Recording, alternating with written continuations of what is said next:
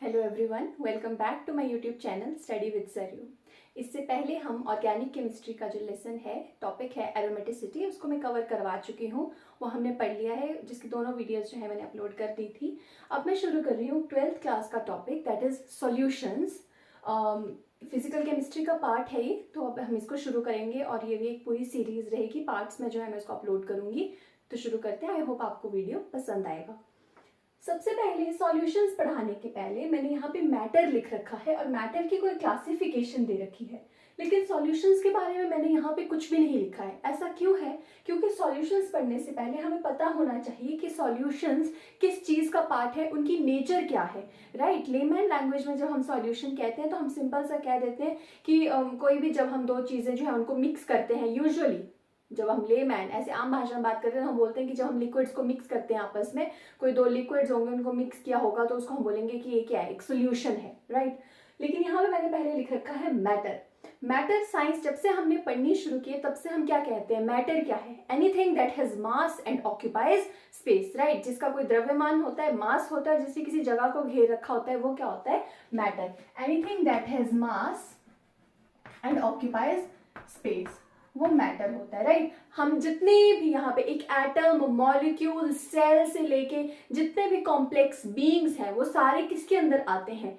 Matter के अंदर। क्यों? क्योंकि हर उस जो भी ऑब्जेक्ट प्रेजेंट है इस यूनिवर्स में, उसका कुछ ना कुछ मास है और वो कोई ना कोई स्पेस जो है वो ऑक्यूपाई करता है। चाहे वो हम छोटा सा मॉलिक्यूल ले लें या हम जैसे कॉम्प्लेक्स ऑर्गेनिजम्स को जो है हम ले लें, living, non living. Right, they all are enclosed within the matter. अब मैटर की दो प्रॉपर्टीज रह सकती हैं, या तो फिजिकल जो बाहर से हमें दिख रही होंगी, और ये केमिकल प्रॉपर्टीज, यानी कि अंदर क्या उसकी केमिकल कॉम्पोजिशन है, किस तरह से वो रिएक्ट करता है, क्या प्रोडक्ट्स बनते हैं, किन रिएक्शंस में पार्ट लेता है। राइट, उसकी नेचर क्या है, कॉम्पोजिशन क्या है, किस तरह से बना है, वो सारे तो केमिकल प्रॉपर्टीज में आ जाएंगे। लेकिन फिजिकल एस्पेक्ट्स क्या होते हैं जो हम बाहर से देख सकते हैं। राइट, जो हमें बाहर से देखने से ही पता चल जाएगा।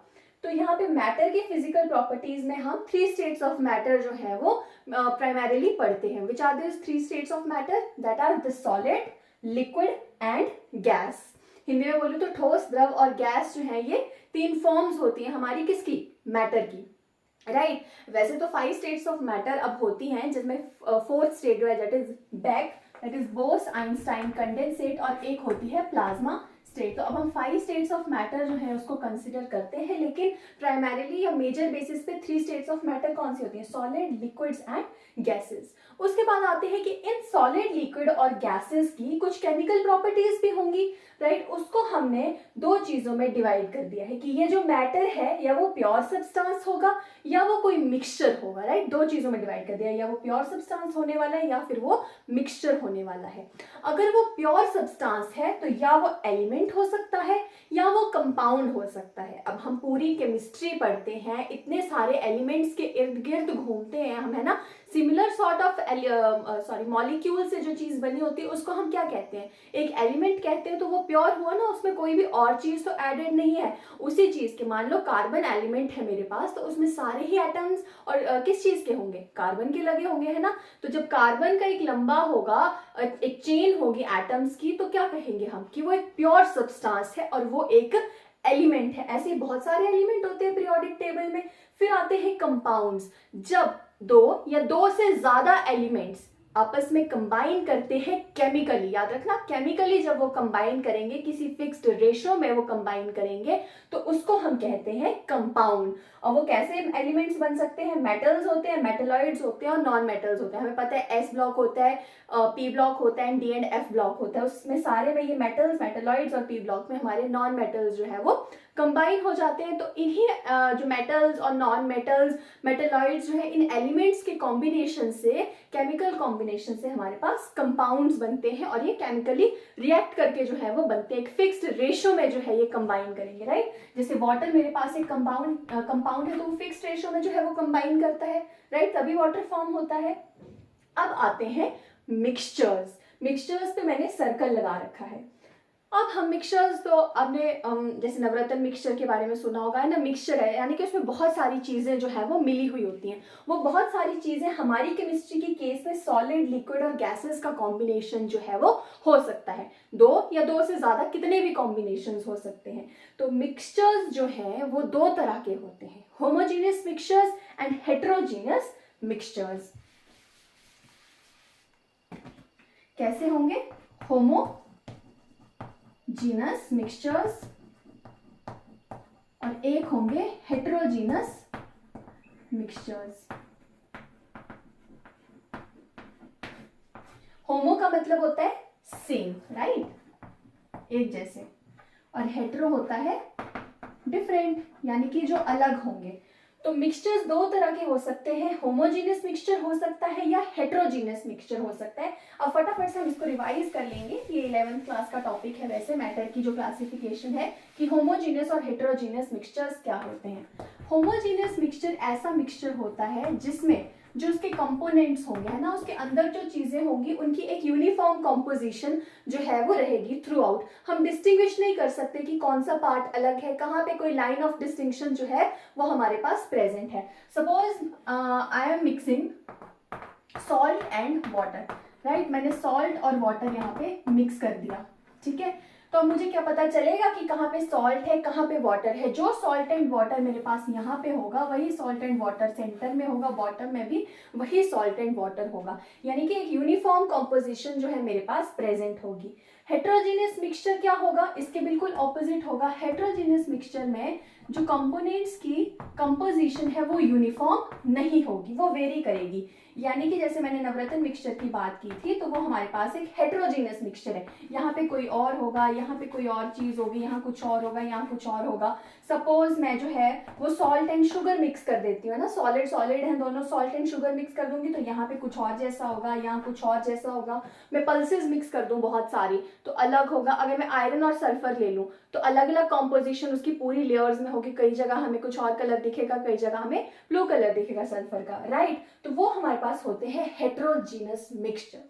अब ये मिक्सचर्स का हमने इतना क्यों पढ़ा? क्योंकि ये जो सॉल्यूशंस होते हैं दे आर मिक्सचर्स, ये मिक्सचर्स होते हैं। मिक्सचर्स की प्रॉपर्टीज एक तो ये होंगी कि ये केमिकली कंबाइन नहीं करते हैं। जैसे हमने कंपाउंड्स पढ़े कि वो केमिकली कंबाइन कर रहे हैं, एक फिक्स्ड रेशो में जो है वो कंबाइन कर रहे हैं, आपस में मिलके कंपाउंड बना रहे हैं, 2 और more elements, they are forming a compound, but it is not the case with mixtures, right? They do not combine chemically to form some other product, they are just simply non-reacting things। Simply जो non reacting components है वो हमारे present होंगे, या वो uniform composition में present होंगे या वो यूनिफॉर्म कंपोजिशन में प्रेजेंट नहीं होंगे। तो सॉल्यूशंस भी जो है वो मिक्सचर्स हैं। Solutions are mixtures. Then solutions do not combine chemically, ये केमिकली कंबाइन नहीं करते हैं। फिर आ जाएगा कि ये जो सॉल्यूशंस होते हैं हमारे पास 2 या 2 से ज्यादा कंपोनेंट्स के बने हुए हो सकते हैं, और वो 2 या 2 से ज्यादा कंपोनेंट्स की फिजिकल प्रॉपर्टीज क्या होंगी अभी हमने पढ़ा, या वो सॉलिड लिक्विड होंगे, लिक्विड गैस होंगे, गैस लिक्विड होंगे, लिक्विड सॉलिड होंगे, या 2 से ज्यादा का कॉम्बिनेशन भी वो हो सकता है। कॉम्बिनेशन ऑफ 2 और मोर कंपोनेंट्स। यूजुअली हम बाइनरी ही पढ़ते हैं। बाइनरी हो सकते हैं ये जिसमें 2 ही कंपोनेंट्स होंगे, बाई मीन्स 2। टर्नरी हो सकते हैं दैट इज 3, या फिर क्वाटरनरी हो सकते हैं जिसमें 4 कंपोनेंट्स होंगे, पर हम डील करते हैं सिर्फ बाइनरी सॉल्यूशंस के साथ। तो सॉल्यूशंस क्या है? मिक्सचर्स है, कंबाइन नहीं करते हैं केमिकली, कॉम्बिनेशन होते हैं 1, 2 या 2 से ज्यादा कंपोनेंट्स के, और इनको हम स्पेशल टेक्निक से ही सेपरेट कर सकते हैं। Special techniques are required for separation. ठीक है, मैं ऐसे ही इनको हाथ से बैठ के जो है हैंड पिकिंग से जो है वो कर सकती हूँ मैं उनको, लेकिन स्पेशल टेक्निक्स जो है वो रिक्वायर्ड होती है। यूजुअली जो हम सॉल्यूशंस पढ़ते हैं वो होमोजीनियस मिक्सचर्स होते हैं। तो होमोजीनियस अगर होमोजीनियस सॉल्यूशन मेरे पास होगा, जैसे मैंने शुगर और सॉल्ट और वाटर की बात की थी, अगर मैंने उनको मिक्स किया, मान लो नींबू पानी है मेरे पास, तो मैं उसको तो अलग नहीं कर सकती, मुझे कोई स्पेशल टेक्निक चाहिए उसको सेपरेट करने के लिए। अब इसके बाद हमने सॉल्यूशन की प्रॉपर्टीज जो है वो पढ़ ली। इसके बाद आता है हमारे पास कि ये जो दो कंपोनेंट्स हम कह रहे हैं, क्योंकि हम बाइनरी के साथ डील कर रहे हैं, तो ये दो कंपोनेंट्स कौन से हैं? कंपोनेंट्स कौन से हैं? ये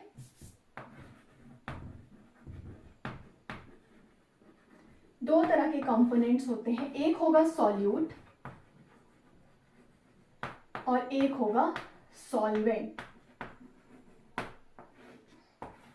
सॉल्यूट जब हम पहले पढ़ते थे, जब मैंने पढ़ा है, तो हमें बताया गया था कि the component that is mixed is the solute and the component in which the solute is mixed is known as the solvent. बहुत ही कंफ्यूजिंग सी चीज होती थी।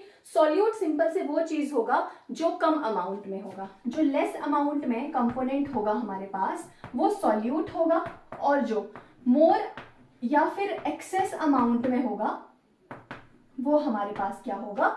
सॉल्वेंट। मान लो कि मैंने सॉल्ट और वाटर लिया, ठीक है, मैंने 10 ml वाटर लिया और उसमें मैंने 1 ग्राम जो है वो सॉल्ट ऐड किया, तो हमारे पास सॉल्ट क्या होगा? सॉल्यूट, और ये 10 ml वाटर क्या होगा? हमारे पास सॉल्वेंट होगा। तो ये सॉल्यूट और सॉल्वेंट बाइनरी सॉल्यूशंस के दो कंपोनेंट हो सकते हैं। अब सॉल्यूशंस आपके लिए सिर्फ लिक्विड फॉर्म नहीं रही है, वो सॉलिड, लिक्विड, लिक्विड गैस, या उन तीनों का कॉम्बिनेशन जो है वो हो सकता है। एक बार इन कॉम्बिनेशंस को देख लेते हैं कि सॉलिड सॉल्यूशंस कैसे होंगे, लिक्विड सॉल्यूशंस कैसे होंगे।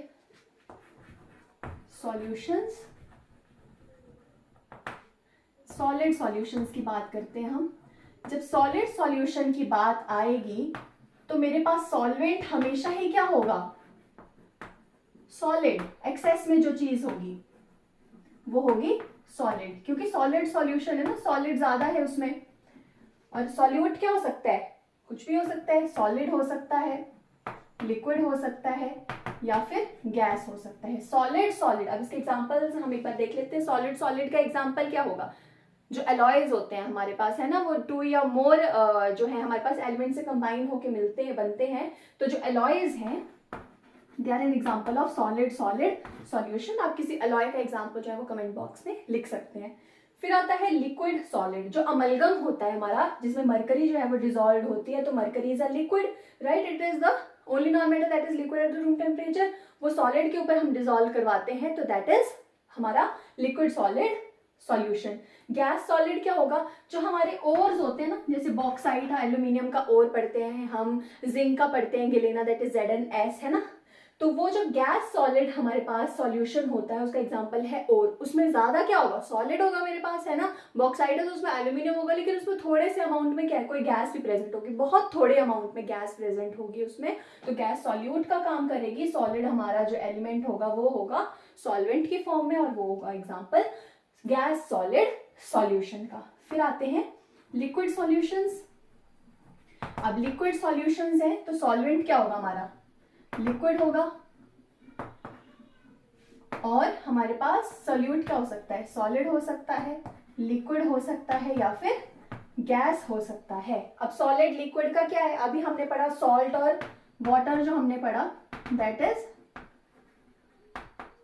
Solid liquid solution. Liquid liquid solution क्या है? कोई भी दो मिसिबल लिक्विड्स अगर मैं ले लूं, मिसिबल कौन से होते हैं? जो आपस में मिक्स हो सकते हैं। कोई भी दो मिसिबल लिक्विड्स अगर मैं ले लूंगी, बहुत ही क्लासिक एग्जांपल है अल्कोहल एंड वाटर, राइट? हम डाइल्यूट करते हैं ना अल्कोहल को वाटर से, तो that is alcohol plus water, जो हमारा लिक्विड लिक्विड सॉल्यूशन है। गैस लिक्विड क्या होगा? ये भी हम जाने पहचाने हैं इस एग्जाम्पल से भी। जो एरेटेड ड्रिंक्स होती है, माउंटेन ड्यू, या फिर Coke, Coca Cola, Pepsi, all these जितनी भी फिज ड्रिंक्स होती हैं हमारी, उसमें क्या है, गैस जो है वो हाई प्रेशर के अंदर हमने क्या है, लिक्विड में वो डाली हुई होती है। तो जैसे ही हम बॉटल खोलते हैं तो क्या है, एकदम से फिज जो है वो बाहर आती है। वो कौन सी गैस होती है, कार्बन डाइऑक्साइड गैस होती है। उसमें ज्यादा क्या होगा, लिक्विड होगा, और कम अमाउंट में क्या होती है, गैस प्रेजेंट होती है। लास्ट आते हैं हमारे पास गैस सॉल्यूशंस। इसमें क्या होगा हमारे पास, solvent, gas, gas and gas. हमारे पास सॉल्यूट क्या हो सकता है, solid, liquid and gas. Solid और गैस का हमारे पास एग्जांपल होता है जो सब्लिमेटिंग सॉलिड्स होते हैं, जैसे आयोडीन है हमारे पास, कैम्फर है, वो क्या है, डायरेक्ट सॉलिड से जो है वो गैशियस फॉर्म में चला जाता है। तो जो आयोडीन है हमारा, वो आ जाता है हमारे सॉलिड गैस सॉल्यूशन के एग्जांपल में। Liquid, gas. अब गैस क्या है, एयर जो है हमारा गैसेस का मिक्सचर है, एक नाइट्रोजन है, उसमें ऑक्सीजन है, डिफरेंट गैसेस उसमें प्रेजेंट है। उसमें कई बार क्या है, ह्यूमिडिटी, आजकल जैसे क्या हम कहते हैं ना कि हम बहुत ह्यूमिडिटी हो गई है, कई बार जो है वो पानी आ जाता है, इस पे वॉल्स पे आ जाता है, बहुत ज्यादा ह्यूमिडिटी होती है, तो हम क्या, पानी मॉइस्चर होता है हवा में, है ना, एयर में मॉइस्चर प्रेजेंट होता है, तो वो लिक्विड थोड़ा सा जो होता है वो डिजॉल्व होता है, किसमें, मिक्स होता है, किसमें, गैसेस में। गैस क्या है हमारी, एयर, तो that is liquid gas solution. Gas gas solution जो हमारी एयर्स का मिक्सचर है, राइट। दो नॉन रिएक्टिंग गैसेस, ऐसा तो नहीं है कि नाइट्रोजन और ऑक्सीजन हवा में रिएक्ट करके ऑक्साइड्स बनाते हो नाइट्रोजन के, कि NO2 बना दिया, NO बना दिया, N2O बना दिया, ऐसा तो नहीं है। नॉन रिएक्टिंग गैसेस है वो, ठीक है, होमोजेनियस मिक्सचर है गैसेस का, और नॉन रिएक्टिंग है, इसीलिए वो मिक्सचर्स है, that is gas gas gas gas solution हमारे पास, राइट। आयोडीन के वेपर्स जब हम लेते हैं तो उसमें सॉलिड होता है गैस के अंदर। ये आ गए हमारे सॉल्यूशंस के टाइप्स। अब इसके बाद नेक्स्ट वीडियो में हम डिस्कस करेंगे कि ये जितने भी हमारे सॉल्यूशंस है, इनकी कंसंट्रेशन को जो है हम कैसे मेजर कर सकते हैं। तो नेक्स्ट टॉपिक हमारा होगा कंसंट्रेशन, डिफरेंट वेज कि कैसे हम इसकी कंसंट्रेशन को जो है वो मेजर कर सकते हैं, कितना कंसंट्रेटेड। हम कहते हैं ना कि ये बहुत कंसंट्रेटेड है, ये कम कंसंट्रेटेड है, ये H2SO4 जो लैब में पढ़ा है ये कंसंट्रेटेड है, ये जो है ये डाइल्यूट सल्फ्यूरिक एसिड है। डिफरेंट डिफरेंट कंसंट्रेशंस की हम बात कर रहे हैं, वो क्या कंसंट्रेशन है, क्या हम कह रहे हैं कि ये वाला जो सल्फ्यूरिक एसिड है वो कंसंट्रेटेड है, ये डाइल्यूट है, क्या उसका मतलब है, क्या कंसंट्रेशन है, वो हम नेक्स्ट वीडियो में पढ़ेंगे। ये बिल्कुल बेसिक्स थे सॉल्यूशंस के। आई होप आपको वीडियो पसंद आया होगा। अगर वीडियो पसंद आया हो तो प्लीज़ मेरे चैनल को सब्सक्राइब करें, वीडियो को लाइक करें, कमेंट करें और शेयर करें। Thank you.